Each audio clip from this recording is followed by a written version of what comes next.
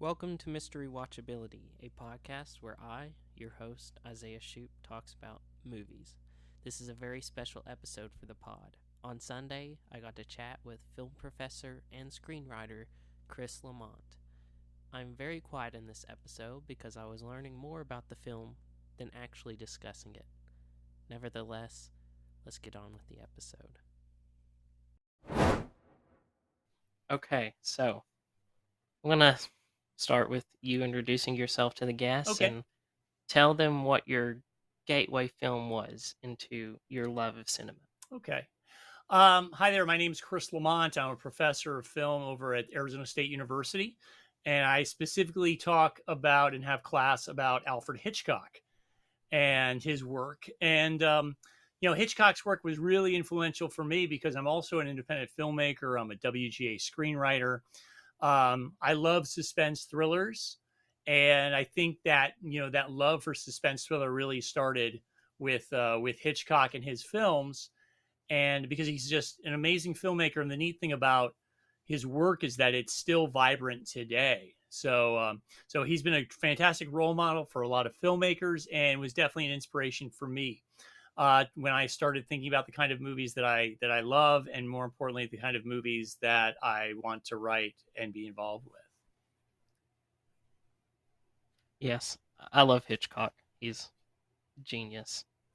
Oh yeah, no, I mean it's amazing. He changed and created so much, laid the groundwork for so many exciting things in regards to visual effects and camera work and editing.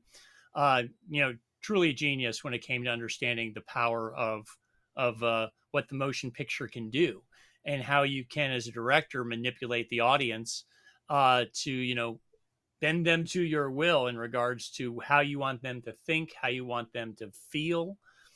When it comes to story and comes to characters and situations. So definitely he's the whole package for sure. Okay, we are talking about Psycho from 1960, directed by Alfred Hitchcock. Yes. Amazing movie. Really changed the way that Hollywood looked at horror films, and what he was able to do with Psycho and with that film really changed so much in regards to what you could do on the screen, and he did so many new and exciting and actually controversial things with that film that it's a film that everyone knows today, regardless of your age, because again, because the work is so good. So yeah, no, I mean, Psycho, like that's one of the benchmarks of my film class at Arizona State, is watching Psycho and learning all about the way that where Psycho came, how it came to life, and what its lasting impacts were. So it's a good movie to talk about for sure. Yes. Where were you when you first saw it? Oh my gosh. You just throw the fastball at 98 miles per hour at me, didn't you? I don't remember. Honestly, might have been like, a DVD or tape or something like that when I was pretty young. But like everyone knew, like, oh, Psycho, you have to watch this movie, Psycho. So I can't tell you when I saw it. I just know that I've seen it a lot since then, especially when it came to breaking down and analyzing the film as part of my film class. Yeah. I think I was a really young teen when I watched it. I'd Yeah. started to get into film and screenplays and whatnot, and the AFI was doing the 100 Years, 100 Thrills, and I was like, this is number one. I need to see why. And Yeah. No, I mean, well, that was a good choice for sure. and I just sat down and I was enthralled with this film. Just the characters, the story, the twist at the end, which, you know, most movies these days, horror or thriller, have some kind of twist at the end, but back then that was a big deal. And Oh, no, absolutely. I mean, touching on, mental illness and schizophrenia. I mean, a lot of films didn't do that back then. And it's really interesting because when you think about something like that, it's like, you can understand, what Norman's going through. And more importantly, it's like, you feel bad for him because you know that it wasn't him who actually propagated the violence and the murders. So, he's just part of this, his insanity, that it wasn't him being malicious, it was Mother. And, Mother, it's not like Mother is wantonly killing people. Mother sees all people as threats to her son. And, a very strong, loving mother will always do whatever it takes to protect their children. So the mother persona definitely went above and beyond what should be expected in regards to motherly protection. Yeah, and I was thinking this entire movie, the entire story would be prevented if Marion did not steal the money to pay for Sam's alimony. Well, I mean, you got to know that, Norman and, and his, the split personality of Norman and Mom, it's like that wasn't, created because of this, you know what I mean? Through this incident. Marion was just a wrong person at the wrong time. And it's really interesting when you start looking at all the different themes that are in Psycho. And you're absolutely right. Obviously, the story does revolve around Marion for at least for a few minutes. But, basically there's like in Hitchcock's works, there's a big theme of duality of man's capacity. And when I say man, I mean humans, not necessarily gender specific, but the duality that all people have within them. They have the capacity for good and the capacity for evil. And so that comes over a number of times. Strangers on a Train, for example, you've got Guy and Bruno who basically typify, the good and the bad. And then there's that moral gray area between, especially with Guy, about, crossing over into the darkness. But the fact that he actually even considered killing his wife is already that kind of, moving past the moral benchmark that, we as people are supposed to, morally understand and embrace. But if you think about it like this, it's like Marion was good. And then Marion stole the money. And she basically, a good way to talk about it is that she broke bad. And, because of this mistake, because of course, before she's killed, I hope everyone's seen this movie, by the way, or else we're really ruining it. She decides to go and she wants to take the money back. And so and Hitchcock, this is really interesting, typifies her change in who she is based on her clothing. More importantly, her lingerie. In the beginning, when she's with Sam in the hotel, Hitchcock flies into the window. She's wearing white bra, white panties. The next time we see her back in the apartment after she's stolen the money, now she's wearing a black bra and black underwear. So Hitchcock recognized that to, show the audience how this change happened. It's as a physical, using the production design to be able to show, that she was in the light. She was a good person. She, as you said, made this decision to steal the money to help fund Sam's divorce and set her on this path that ultimately ended with her death. But it would have been a different story if somebody else had just shown up at the, who knows how many victims there were. So nobody knows like how many other victims there were of Mother, and, even, what happened to Mother, like she was placed in the basement, was she killed? It's just, you don't really know. Did he, as Norman, murder the man that was in love with his mom? And it's referred to as well in the movie. And, there was that Bates Motel series back in the early 2000s, maybe like mid 2000s, which kind of opened up a lot more discussion about that. But yeah, I mean that was a Venus flytrap that Marion, through no fault of her own, ended up in. And even though she'd made the moral choice to return back to Phoenix, with the money, and then of course circumstance prevented that permanently. By the way, I don't know if your listeners or viewers know that I'm actually in Phoenix, Arizona. This is where I'm at right now. And so, Hitchcock was not in Phoenix. He never came to Phoenix. He sent a camera crew here and they shot a number of the shots. They also took a ton of photos, and that's what they used that to actually recreate, like the streets when Marion is crossing the street and sees her, and her boss sees her, even though when she's supposed to be sick. And so yeah, that was all redone on a studio or on the back lot. But there it's recognizable. Phoenix there, the shots of the city. So yeah, Phoenix actually, the movie starts in Phoenix, and too bad Marion doesn't get to go back to Phoenix to give the money back. Yeah, sadly. I guess we can talk about performances. Let's start with Janet Leigh as Marion Crane.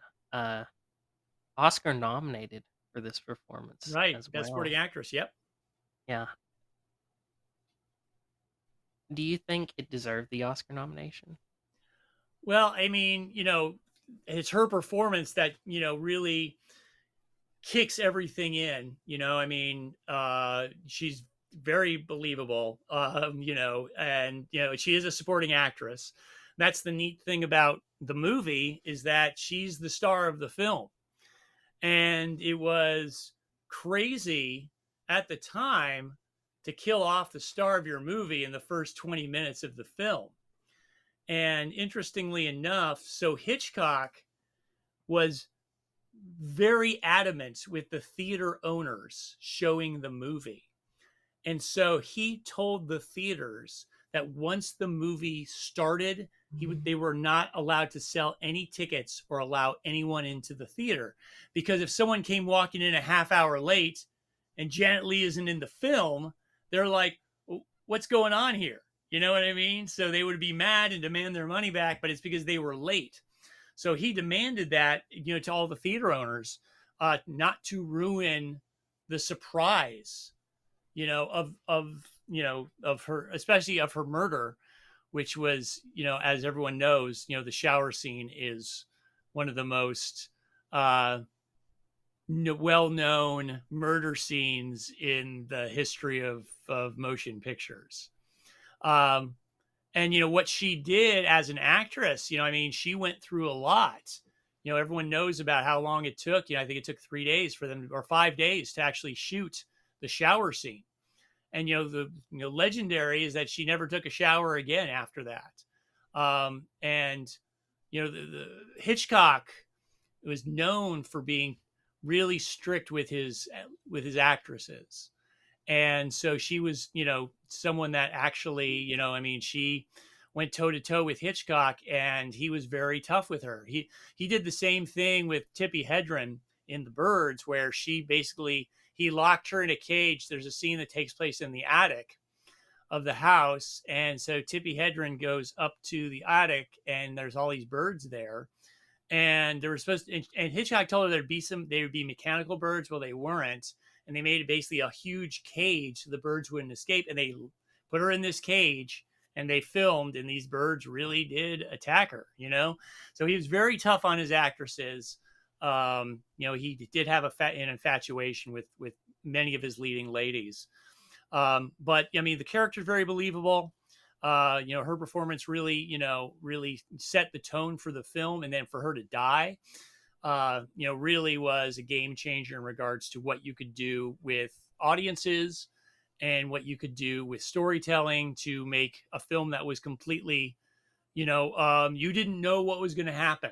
This is the star of the movie that you're expecting to follow for, 90 to 100 minutes, and she's dead. And everyone's like, what? Now what? They don't know. and suddenly there's mother there, and so it's like, what is going on? So I think she did a great job. I mean, the Academy, it does pretty good when it comes to recognizing performance, for sure. Yeah. Do you think she's different than the Hitchcock blondes of before, like Doris Day, Ingrid Bergman, Joan Fontaine? Well, I mean, she, you know, I, boy, that's a good question, because she's listed as one of the Hitchcock blondes. He always casted blondes, and it's really interesting if to understand that part of the focus on blondes is because blonde hair reflects better in film lighting than brunettes. And that's why also you see a lot of blue-eyed blondes. If you start looking at like a Charlize Theron and some of the classic actresses, blonde, blue-eyed, because the blue eyes also register really well with the light. So, I mean, in regards to, I don't think that Hitchcock was as infatuated with her as he was with Grace Kelly, for example, which is, the paramount of his infatuation with his blonde actress. But yes, Joan Fontaine was in there as well. And Kim Novak from Vertigo, and Eva Marie Saint from North by Northwest. I think I said Kim Novak from Vertigo, which is essentially a movie about infatuation with blondes anyway. But that's a whole other thing in Hitchcock's world, is the thematic focus on Vertigo as a film that was reflective of Hitchcock's slightly twisted personality. She's definitely one of his leading ladies. If you watch the movie Hitchcock, starring Anthony Hopkins and Helen Mirren, there's a scene where he is peeping in on Janet Leigh's dressing room. So that's a pretty good movie to kind of get a sense of who he was as a person. But yeah, he loved his blondes, and more importantly, as a director, he loved to manipulate them. He was in charge. He was in charge of their wardrobe. He was in charge of their makeup. He was in charge of every aspect of what they did, because he was so infatuated with them. But there's stories about him being sexually harassing, being very insistent. None of his actresses, at the time when he's in his heyday, it's not like he was super attractive guy, you know what I mean? So they were all kind of, infatuations from afar, so to speak. There was stories of him making entreaties to his women. But it's part of who Hitchcock was, that's part of, who he was and what he did with his actresses. And he got good performances, though he really was, he was an artist, and he struggled with his own demons, much like what we're talking about with Marion Crane and The Money. Yeah. Okay, let's move on to Anthony Perkins as Norman Bates. Probably the best villain in cinema history. I don't know. Very close. Top 10, maybe. Yeah, it's like, but again, you have to remember, he's not a bad person. Yeah, you know what I mean? He's if anything, he's really, he is suffering from a mental illness. And so it completely changes, what your perception of him is at the end. When you realize that Mother and Norman are the same person, you're like, what's going on? Is he a cross-dresser? What's happening here? And then you come to find out when, the doctor comes out and does his big reveal that no, it wasn't just that he liked to dress in his mother's clothing, but he actually had developed a whole separate persona that was his mother after she died. And so, as a mama's boy, that because he needed his mother so much. But, it was like, He does a great job. Very, very convincing.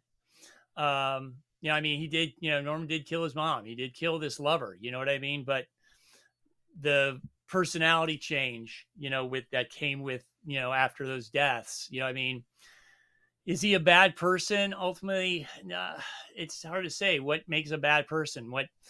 Where does evil lie in a human being? What is it that, makes someone wake up in the morning and decide they're going to do, evil deeds?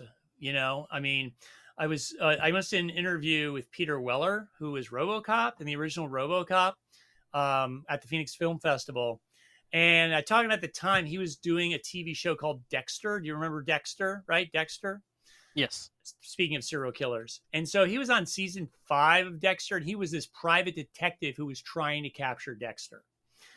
And so I said to him, I go, what do you think about, the fact that you're suddenly playing a bad guy here, And he stopped and he said, first off, I want you to think about what you just said. He said, I'm a bad guy for trying to capture a serial killer.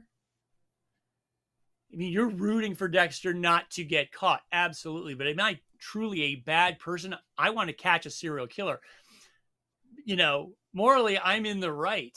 But that's the power of film and power of story, that it's what's called transference, where, we're suddenly caring about, the bad person. It's just like with Walter White in Breaking Bad. It's the same exact thing. He does terrible things. He murders people. But because we know his backstory and we're rooting for him to get the money, so he can make sure his family's taken care of, this transference has occurred in us.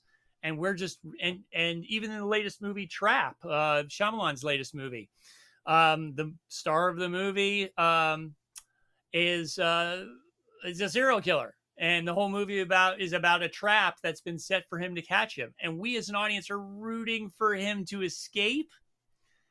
And that is so sick and wrong, to put us as an audience into those places, because we see Norman as a victim in this.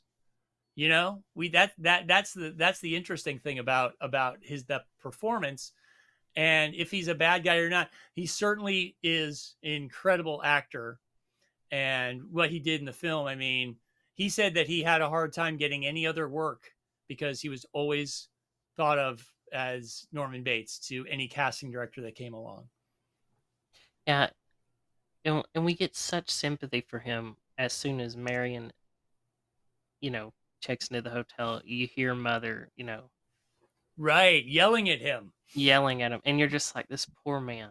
Poor man, yes. Yeah, and you automatically sympathize with him. Oh, yeah, and he's being berated by Mother, right? And when he discovers the body, Mother, what have you done? Right? So yeah, no, you're absolutely right. I mean, we're rooting for him, we're rooting for him to hide the body. We're rooting that he can get away with it now. And do you see how that transference works? Yeah, it's crazy. Like, even as the car is sinking, it just stops for a little bit and you're just thinking, oh God, oh, no. Yeah. They're going to catch him. They're going to catch him because his mother murdered this poor woman in cold blood. Right?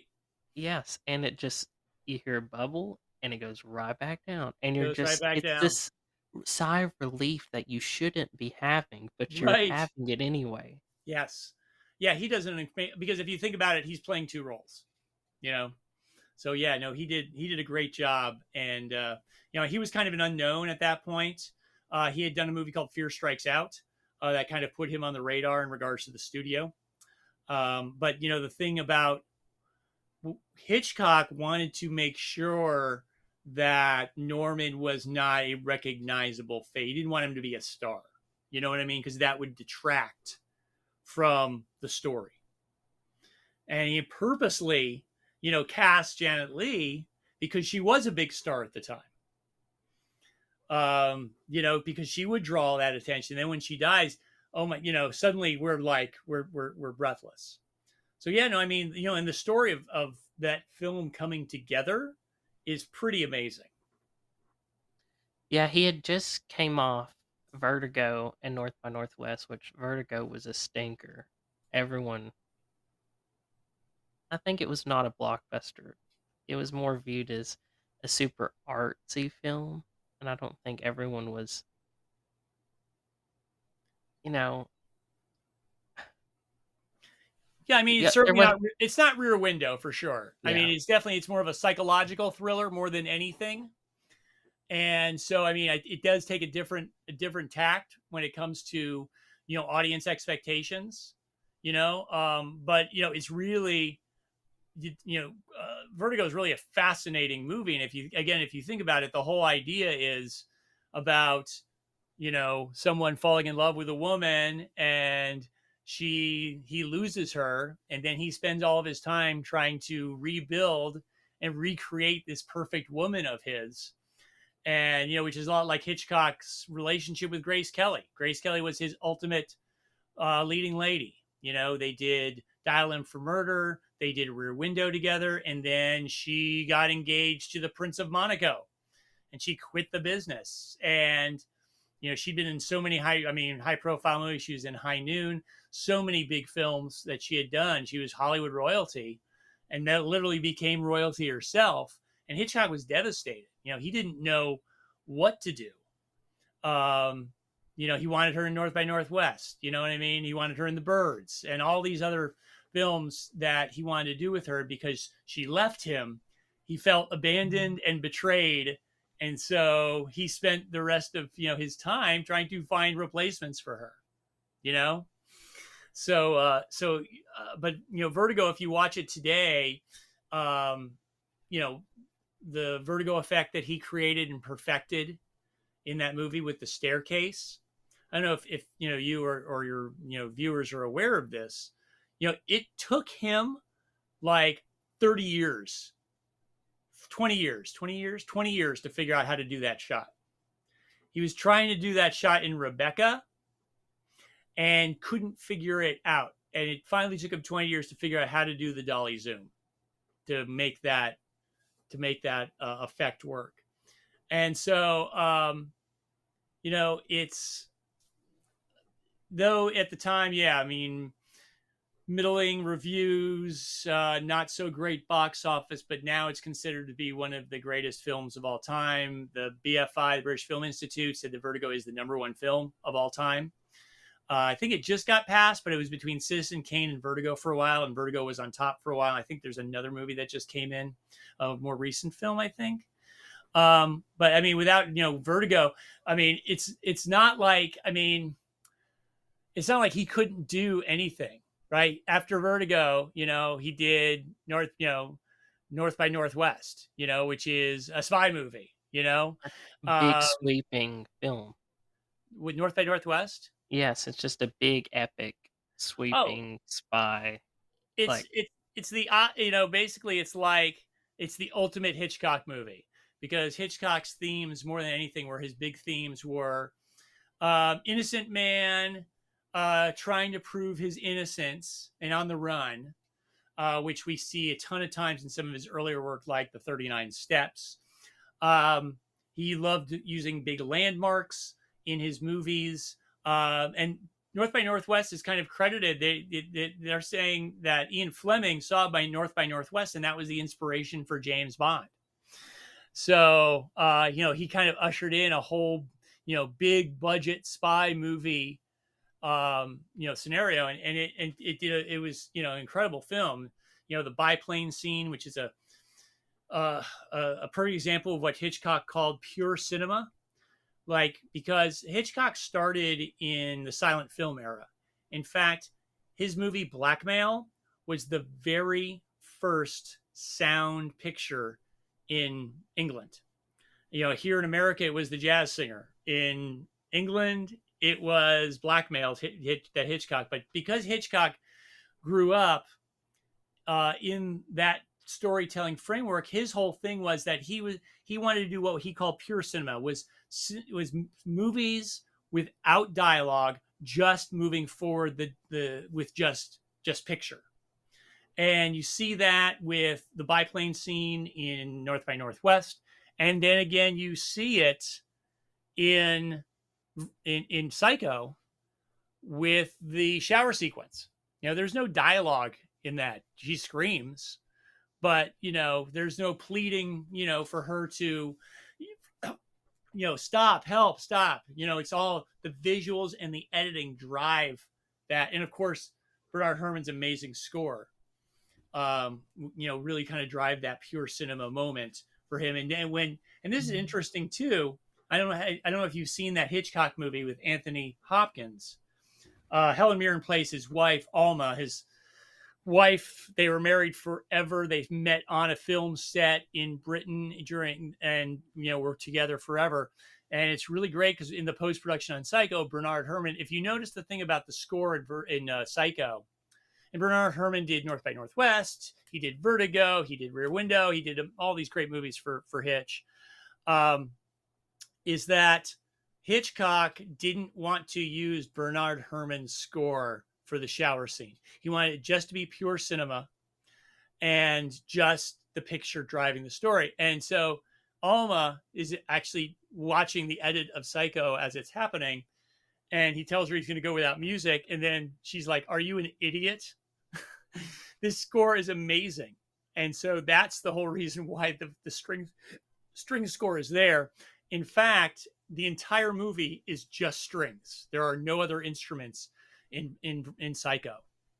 That's the only thing. That's the only music that you hear is all string music, which is super interesting that they chose that because, of course, of the piercing sounds. The low of the cello. It's all the drama is there, but that high pitched screeching, which gets on your nerves as an audience member. So Hitchcock did so much, in those films, and basically, like North by Northwest led to Psycho. And the problem is that Psycho basically was like the studios wanted him to do big budget. All right. And he didn't want to do it. He wanted something small. The Alfred Hitchcock Presents TV show was going on.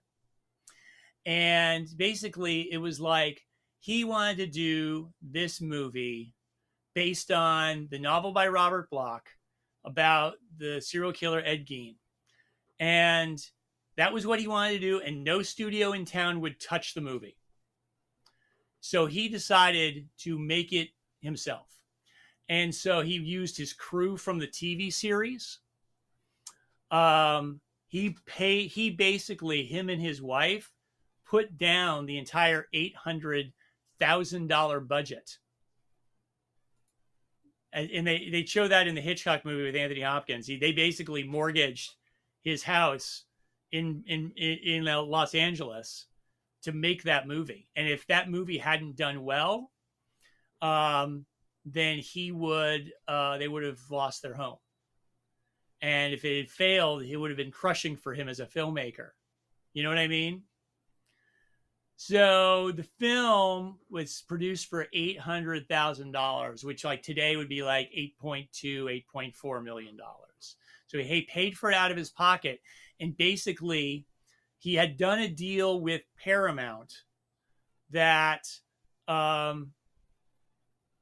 think maybe it was Universal. He'd done, of course it's Universal because that's where the house is still. The deal with Universal was just for distribution. Basically they distributed the film, but he got all the box office grosses. Okay. And so, the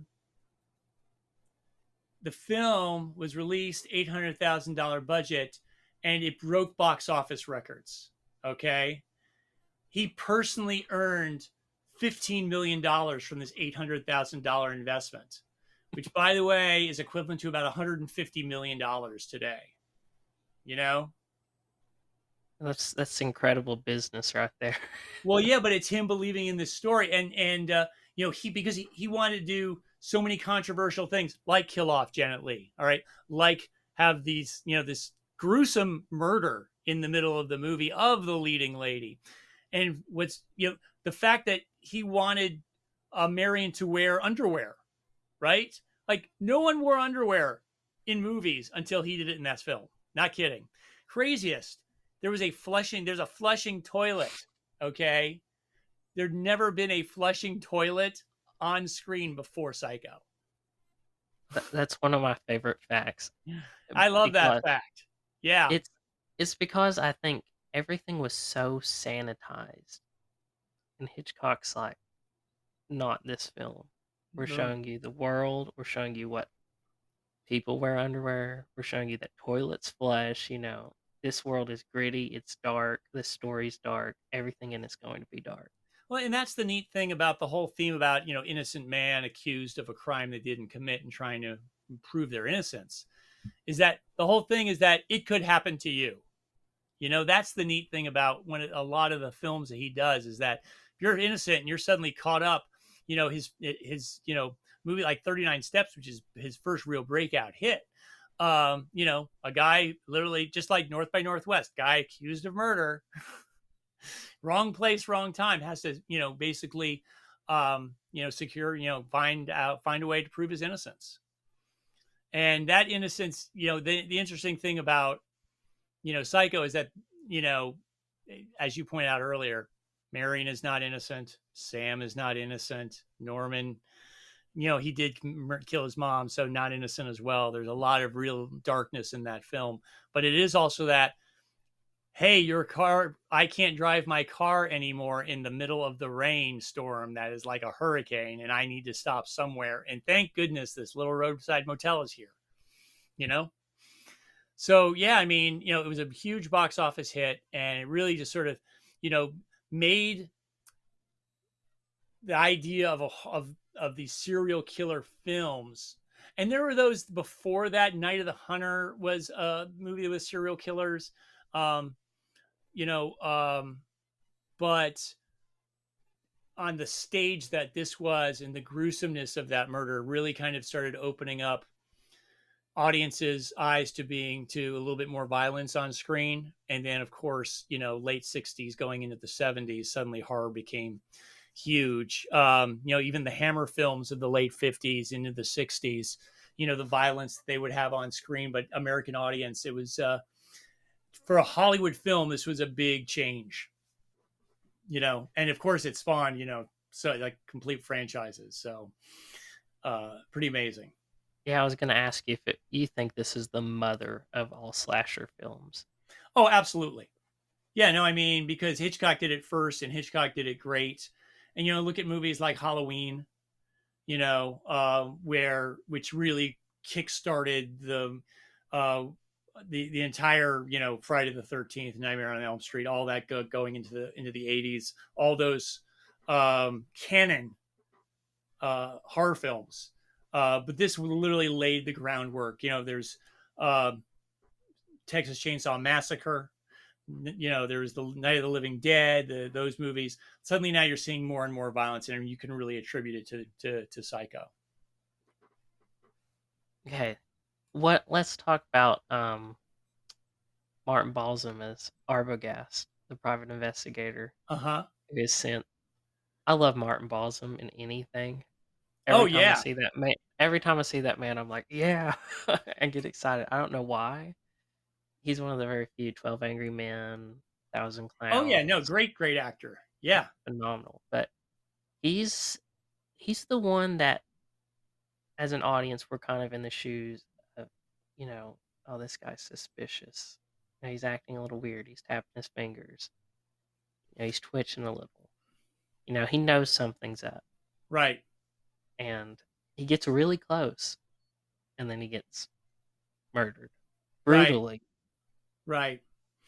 Well, I mean, the interesting thing too is that I don't know if are you familiar with the term MacGuffin? Oh yes, I know the term. So the MacGuffin, essentially is the thing that everybody wants in a story, and it's what propels the plot along. So the MacGuffin in Psycho is the money that Marion stole. And so when Arbogast shows up, that's the whole reason he's there, right? He's trying to find the money. That's what he's been hired to do. And he's, heck of a private detective, got to say that, looks at the guest register, saw that Marion spent the night, and Norman's like, oh yeah. And especially because it wasn't like there were a lot. How could he forget Marion? Because it wasn't like there was a lot of other guests coming to the motel. You know No. what I mean? Yeah. And he discovers, oh, there's mother up in the house. Oh, can I speak to her? Oh, no. And he figures, remember, he figures that mother knows something about Norman killing Marion, and of course it's the opposite. And which is, how they did his murder too, how they did Arbogast's murder is really interesting. Is that, he basically gets stabbed and falls down the steps. And the way they actually did that was like, they rigged him into a chair, and with I think that was with a rear projection, but they had the chair rigged and they dropped the chair, and that's how you got the idea of him falling to his death. Hitchcock was so good at coming up with really clever things. Right before when Arbogast is killed, it's a bird's eye view of him walking up the stairwell, turning the corner, and mother suddenly just appears with the knife. And it's a bird's eye view because Hitchcock didn't want to reveal that it was Norman in the clothes, So Hitchcock really, the great thing about Hitchcock, and I'm getting sidetracked because I know you wanted to talk, more about Arbogast, is that he meticulously planned everything. Every shot, he planned that in advance. So he knew exactly how he wanted to shoot the movie, and he knew how he wanted to edit it. So he didn't shoot more stuff than he needed because he knew exactly how he was going to edit the film. And so, knowing to place the camera up there, knowing how the edit was going to go, knowing the shots that he wanted, all that, it's fun because Hitchcock would famously say that making the movies was boring to him. And he would frequently fall asleep on set because as long as they did what he had already figured out, then it was going to be great. So, Arbogast, it's like just the body count just continues after Arbogast passes away too.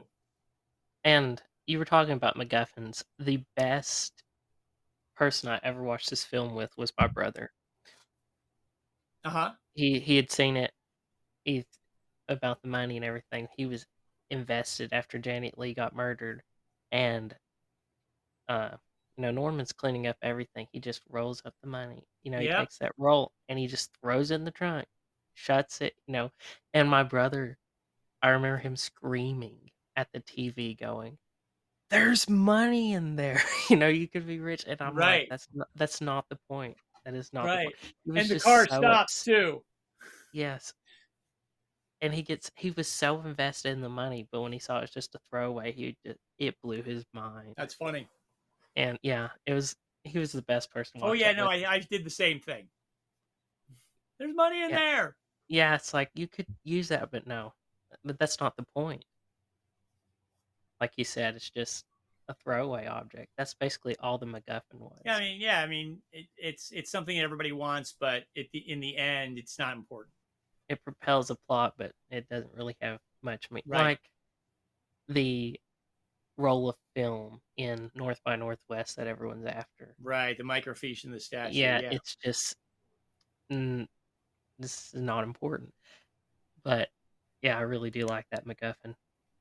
And then we have John Gavin as Sam.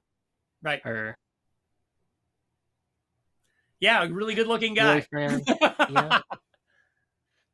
But he's a great guy. He's a good man because he's going to look for her anyway. Something's wrong. She's not returned. She's not answering any calls. She's missing. And he brings her sister along, Lila, played by Vera Miles as well. And they look for her, and they're the ones that uncover that Norman is mother. Right. They find there's something wrong. Oh, yeah. No, it's really smart the way that they did the script. You know what I mean? It's like everything makes sense. It's not, there's no wasted scenes, and the suspense of trying to find the money and then finding out about mother and all this, I mean, it's really well rolled out. I mean, it's considered that one of the greatest films of all time. And it's, they have a great plan too. He's going to distract Norman for a while, ask him some questions. What's it like running a motel business? And she's going to sneak off, see if she can find Marion anywhere. And she ends up going into the house, and then she finds Mother. There's Norman dressed up as Mother, and, during all of that, he does get knocked out by Norman. Sam does, and, recovers, and that's what really. And the script, honestly, is very faithful to Robert Bloch's book, which is great because I mean that's a tribute to the story, the storytelling. The interesting thing about the book is that when it was released, like there was a positive review of it in the New York Times, and Hitchcock's assistant Peggy Robertson, who was also ended up being a producer, and she was a producer on Alfred Hitchcock Presents. She showed the book to Hitchcock, and then the studio also got a chance to look at it, and they rejected the film, right? And so Hitchcock wanted the book, so he was the one who bought the rights to the book too. Okay, and what he did was, and he bought it for like $9,500, and he didn't tell the publisher that it was him that was buying it. They did it through like some sort of intermediary. Because if they'd found out it was Hitchcock who wanted the book, they would have charged them a lot more money, right? So what Hitchcock did was he made Peggy Robertson go to every bookstore in Los Angeles and buy every copy so that no one in LA would know what the book was about. Oh, that's smart. And so, and that's where Paramount said, no, it was Paramount, not Universal. Universal ended up doing the distribution. Paramount said no, and it was off to make it on his own. And it's really an independent film. Like you said, they took a mortgage on the house just to fund it. And even the budget for it now with inflation is still the cost of an independent film. Well, yeah, and in the everyone looks at independent film. They're like, oh, it's these character-based artistic movies. Well, technically, when you're saying independent film, the only difference is where is the money coming from. If the money comes from outside the Hollywood studio system, it's considered an independent film. That's why, like, the highest-grossing independent film of all time. Do you know what this is? Are you ready? It's Star Wars Episode 1, The Phantom Menace. Because Lucas paid for it all on his own. Oh. Yeah. Oh, yeah. And hundreds of millions of dollars later. Yep. So, yeah, same thing. Hitchcock paid for it out of his pocket, like every other independent filmmaker who can't get money from Hollywood does. And because the material was so strong, because Hitchcock's directing, he basically, gave up his fee. His normal fee was just $250,000 back then. He took 60% of his stake, in the film. And then, and then it was, then Paramount, Universal, whoever was distributing it, basically dealt with that from there. But that's how he made so much money. Yeah. He took a gamble and it really paid off. Yes. Well, because he knew, like, for him that he needed a challenge. You know what I mean? As an artist, he needed a challenge, Yeah. And he knew he would have the ability to push the boundaries of what Hollywood studio films were expected. Yes. Do you have any favorite scenes? Any favorite scenes? Oh my goodness. Besides the shower sequence that everybody loves. I mean, and then, cleaning up the body. And I mean, there's so many good scenes, I mean, maybe like the interesting dinner between Marion and Norman, is really interesting. Just how incredibly awkward it is. Oh, it's so awkward. So like you just are like, this guy has got zero social uh, interaction abilities at all. You know, It's he like does nothing. it's like watching an episode of Curb Your Enthusiasm or something. It's just Just the awkward, level of awkward. Yeah, awkward. you're just sitting there too, and you're as awkward as they are. But it was interesting. Like, I mean, in the script, you know, I mean, what's interesting is like more of the stuff that they didn't have that always interest me. Like in the book, I don't know if you read the book. I haven't read the book, but you know, when I'm researching it, like Norman was apparently into the occult. And they cut that out. Um, and him being an alcoholic. Norman was an alcoholic, and they cut that out. I think that there was a sex scene between Mary and Sam that basically they came in at the tail end of that.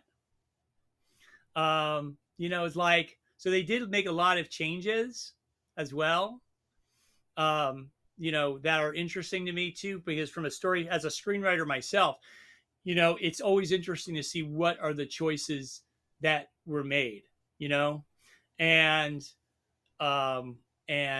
you know, what was in the story and what wasn't. And, you know, and in the book, you know, the book opens with Norman Bates. You know, they chose to start the movie with Marion, which was just really smart because the money is what pushes everything. It isn't Norman Bates. That's the neat thing about that script. I think that's the neat thing. You know, when you start talking about really good scenes, is the when you suddenly it's revealed. I mean, the ending scene is great, but the argument between Mother and Norman, you know, and you're just like, oh my gosh, this is the most hateful woman ever. And she's like, Yes. you know, that, you know, it's just like all this just terrible stuff. Like you're just, yeah, you feel bad for him. And then the ending, you know, when he's talking in that slow shot, you know, at the end of the movie going into Norman and he's got the dialogue, you know, Mother's just completely taken over at that point. Like that's some really good stuff. Yes. You know, she wouldn't even harm a fly. Wouldn't even harm a fly. Yeah, that's a great line. But you know, I like you as you were saying about Norman being an alcoholic or into the cult. I feel like if they put that into the film, that would take away from our, you know, empathy for him. You know, Agree. wanting to get away. You know, wanting him to get away with it. I feel like we would be way more suspicious with him if we knew those things as soon as he was introduced. What were some of the other things? Romance between Lila and Sam, I think, is in I the was book. gonna bring that up. It seems like there's a little something going on. Right, but you know, Yeah. I mean that, you know, I'm glad that they cut that, you know. Um I think in the book Sam explains what happened and then they changed it in the script to a psychiatrist at the end, you know. I mean, but I mean overall it's like that movie just grabs you and just keeps you from the beginning. And overall it's like you look at that, it's like it's a perfect movie. There's not a scene wasted, not a line wasted. And the visuals are incredible.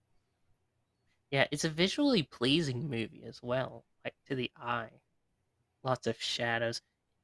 Yeah, I and don't think it, you know, when you talk about that, you know, he made the conscious decision to shoot in black and white, which is what they would did in TV.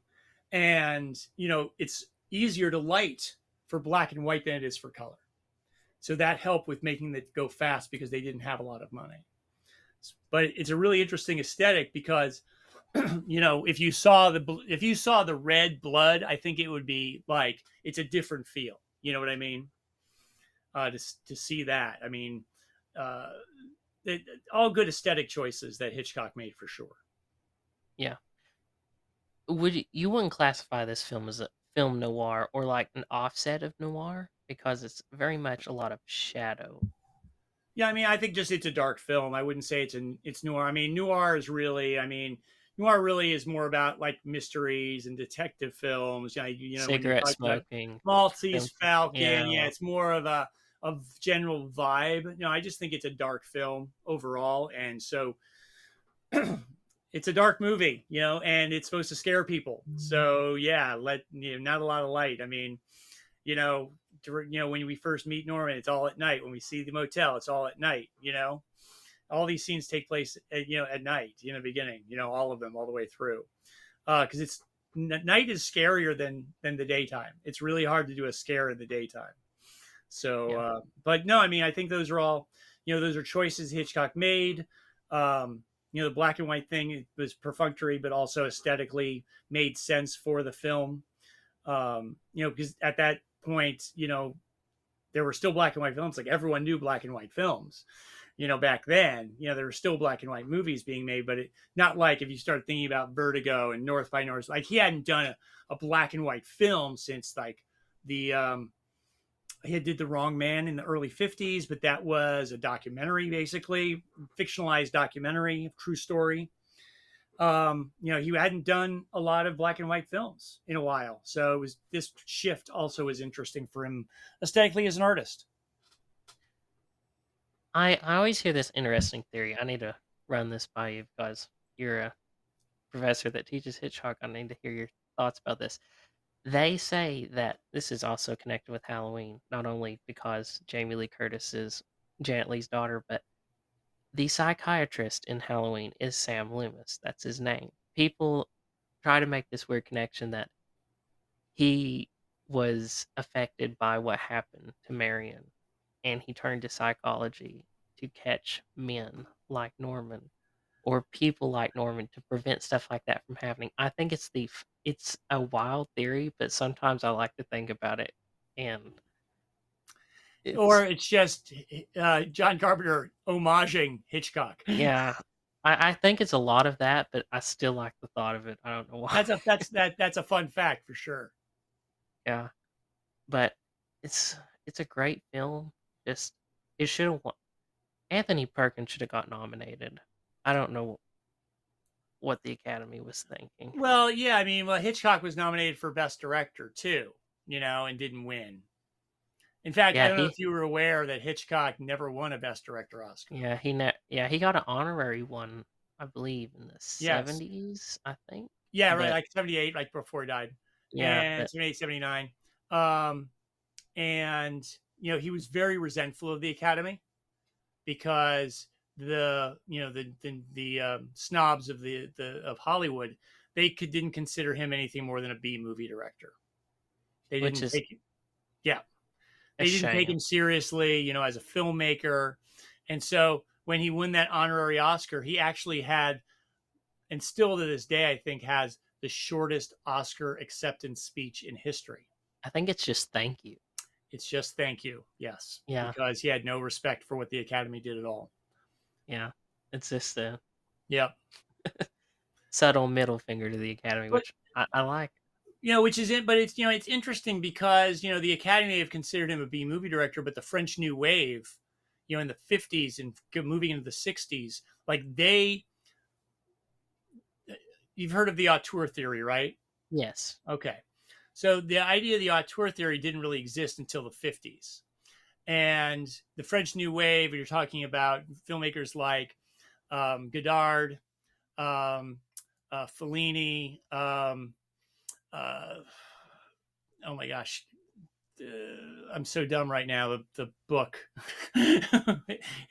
Hitchcock. Oh God, I'm so good. Truffaut. Hitchcock, Truffaut. Thank you. Yes. Yeah. So the whole thing is the French realized that.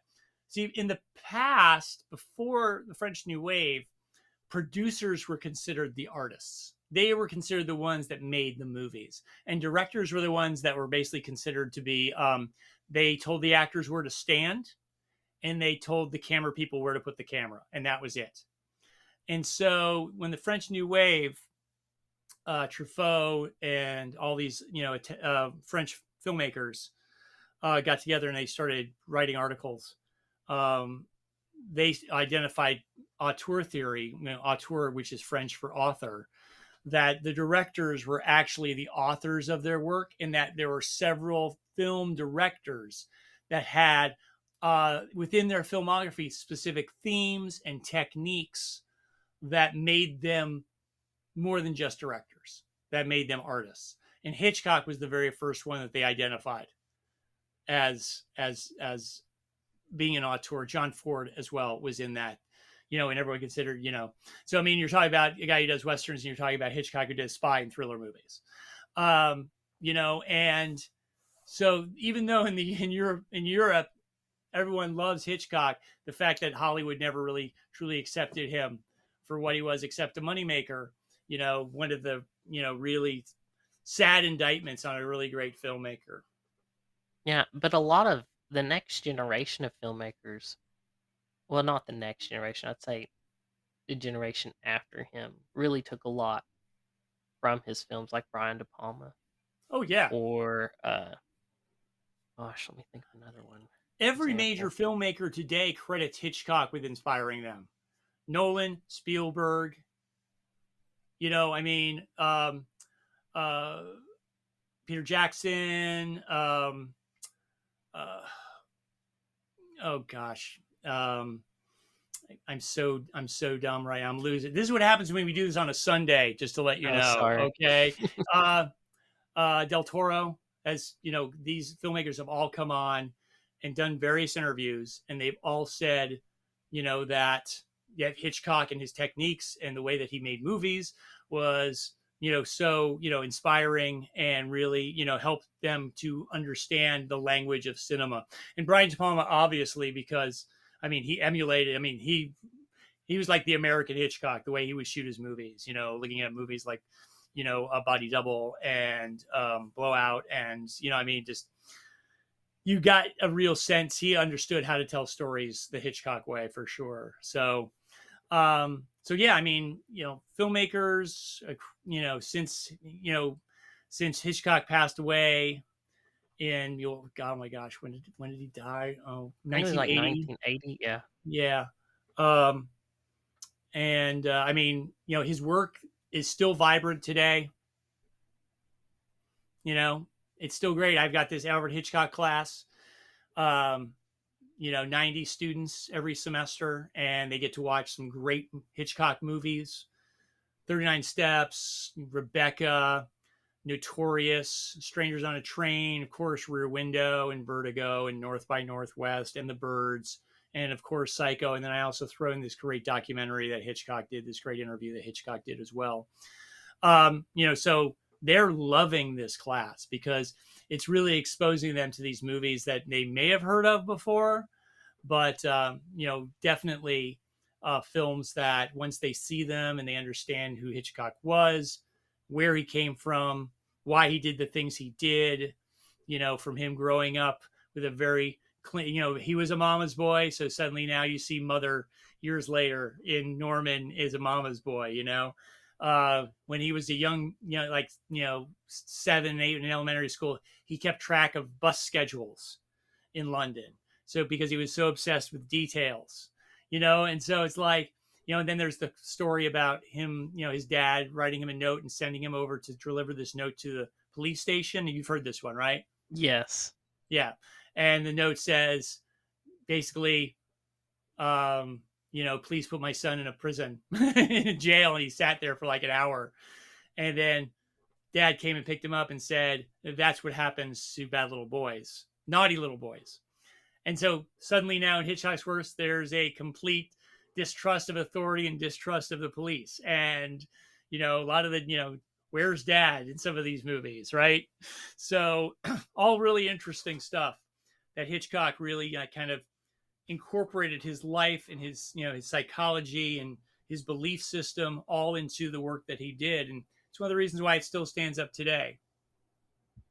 Yeah, I was going to talk about that. It's cultural impact, Psycho, not only to the culture, but to cinema as well. Oh, his first slasher movie, basically. Yeah. Do you think it's stronger now, or has it lost a little bit of its power over the years? Well, I think because everyone knows that Janet Leigh dies in the first 20 minutes, that it will never be, and everyone knows the shower scene.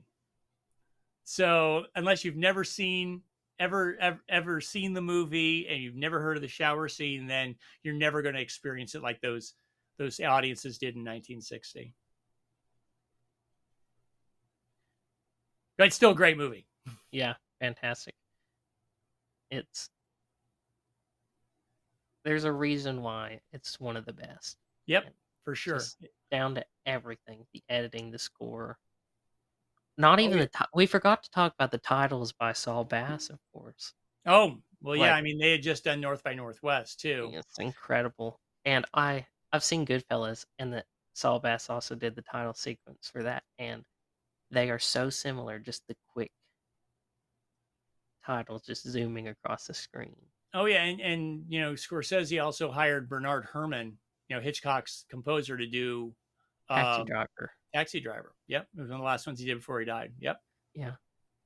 And I like seeing the similarities between the Goodfellas titles and the Psycho titles, just because they're Saul Bass, and he has fantastic, opening credit skills. They're just phenomenal. Each one looks great. North by Northwest, Vertigo, they look incredible. I wish we had title sequences like what Saul Bass did.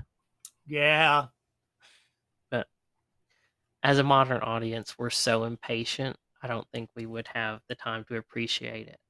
Well, I mean, I think good title sequences are always appreciated. I mean, there's, like when Seven came out, and that title sequence blew people away. So, I mean, it just kind of depends on the film and the atmosphere and the environment. I mean, a good title sequence. I mean, if you think about the title sequence of Star Wars, it's the crawl. You know what I mean? So it's like, all the titles are at the end. The actual credits. So it's like, I mean, a good opening credit sequence, I think, helps to enhance the flavor of the film for sure. I mean, there's a movie that my writing partner Joseph Russo and I wrote called Soulmates, and it was made last year, and it was released theatrically, and you can rent it on Prime and iTunes, and they did a really cool opening title credit sequence that really lent itself to really laying in it's a maze. It's really excellent because the movie is about a maze. So there you go. Yeah. You are welcome to come back anytime to talk about any other films. Well, thank you. I appreciate that. Love talking about movies. Hitchcock is near and dear to my heart. That's why I created the class at Arizona State. I do presentations, about Hitchcock and Psycho all over the Valley because that movie is still vibrant. And yeah, he's got some great movies, and I'm always happy to talk film. Well, thanks for keeping Hitchcock alive and the younger audiences. Thank you. All right. Thank you so much. Appreciate the time. Go watch Hitchcock movies. If you haven't seen a Hitchcock movie, go see Psycho or Rear Window, North by Northwest, Vertigo, Rebecca, Notorious, 39 Steps, Strangers on a Train. Those are all some good ones for sure.